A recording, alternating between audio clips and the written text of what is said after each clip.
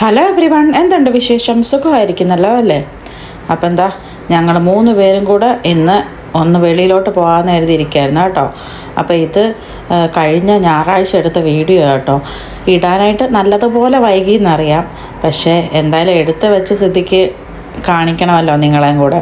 അപ്പം ഞങ്ങൾ കുറച്ച് ദിവസമായിട്ട് എവിടെയിലോട്ടും വെളിയിലോട്ട് പോകണമെന്ന് പറഞ്ഞിരിക്കുക. എപ്പോൾ വെളിയിലോട്ട് പോകണമെന്ന് വിചാരിച്ചാലും എന്തെങ്കിലും ഒരു കാര്യം കൊണ്ട് ഒന്നെങ്കിൽ ഞങ്ങൾ വഴക്കുണ്ടാക്കിയെങ്കിലും പോകാതെ ഇരിക്കും കേട്ടോ.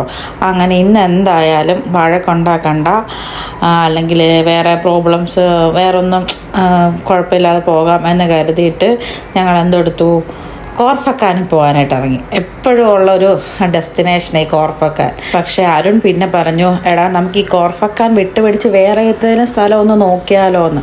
അങ്ങനെ അരുണിൻ്റെ ഇൻസ്റ്റാഗ്രാമിൽ കുറേ വീഡിയോ എനിക്ക് സെൻഡ് ചെയ്ത് തരും കേട്ടോ. അവിടെ പോകണം ഇവിടെ പോകണം എന്നൊക്കെ പറഞ്ഞിട്ട് സെൻഡ് ചെയ്ത് തരാറേ ഉള്ളൂ പതിവ്. ഞങ്ങൾ മിക്കവാറും അതൊന്നും ആ ഡെസ്റ്റിനേഷനൊന്നും ചിലപ്പോൾ ഈ പോകാറില്ല.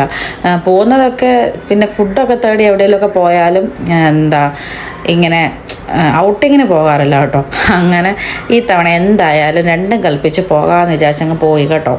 അപ്പം അൽദെയ്ദിൽ ഒരു ലേക്കുണ്ട്, ആരും വന്ന് പെടാത്തൊരു സ്ഥലമാണ് എന്നൊക്കെ പറഞ്ഞിട്ട് ഒരു വീഡിയോ കണ്ടു കേട്ടോ.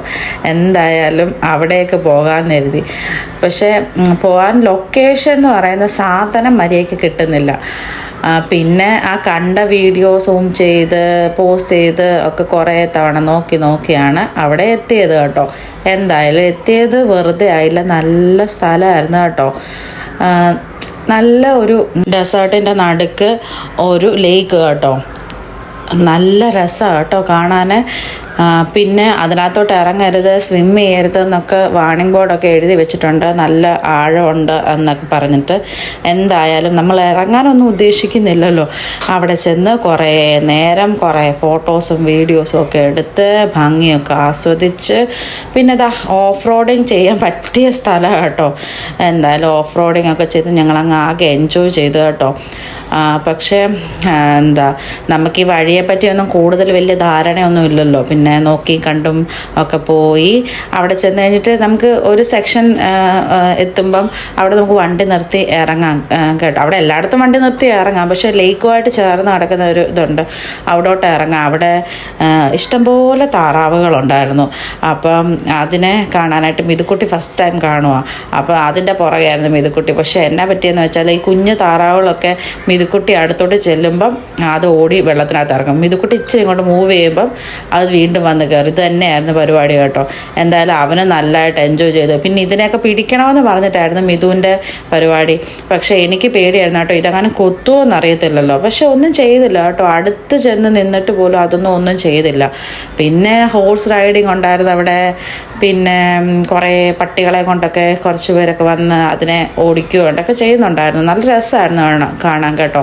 പിന്നെ നമ്മുടെ നാട്ടിലെ എരിക്കുംപൂവില്ലേ, അതിൻ്റെ ഇഷ്ടം പോലെ മരങ്ങളുണ്ടായിരുന്നു കേട്ടോ. ഇവിടെ ഞാൻ പലയിടത്തും ആ മരം കണ്ടിട്ടുണ്ട്, എരിക്കുംപൂവിൻ്റെ. ഞാനപ്പം പറയുകയും ചെയ്തു, അമ്മ ഉണ്ടായിരുന്നെങ്കിൽ കുറേ പറിച്ച് അമ്പലത്തിൽ കൊണ്ട് കൊടുക്കുമായിരുന്നെന്ന്. എന്തായാലും ഒത്തിരി രസമുണ്ടായിരുന്നു കേട്ടോ. പിന്നെ അറബ്സാണ് കൂടുതലും വന്നത് കണ്ടത് കേട്ടോ. പിന്നെ ഞങ്ങളിൽ കൂടാതെ ഒരു മലയാളി ഫാമിലിയും കൂടെ കണ്ടു. അവിടെ സ്റ്റേ ചെയ്യാനായിട്ട് വൈകുന്നേരം ആയാലും ഞങ്ങൾ ചെന്നപ്പം സ്റ്റേ ചെയ്യാനായിട്ട് ഒത്തിരി പേര് വന്നിട്ടുണ്ടായിരുന്നു. എന്തായാലും ഞങ്ങൾ അങ്ങനൊന്നും റെഡിയായിട്ട് വരാഞ്ഞുകൊണ്ട് സ്റ്റേ ഒന്നും ചെയ്തില്ല. ഞങ്ങൾ ജസ്റ്റ് അവിടെയൊക്കെ കണ്ട് ഇനിയിപ്പം ഫ്രണ്ട്സിനെയും ഒക്കെ കൊണ്ട് വരാമെന്ന് കരുതി ഞങ്ങൾ തിരിച്ചു പോന്നു. അപ്പോൾ സബ്സ്ക്രൈബ് ചെയ്യണേ. നാളെ കാണാം.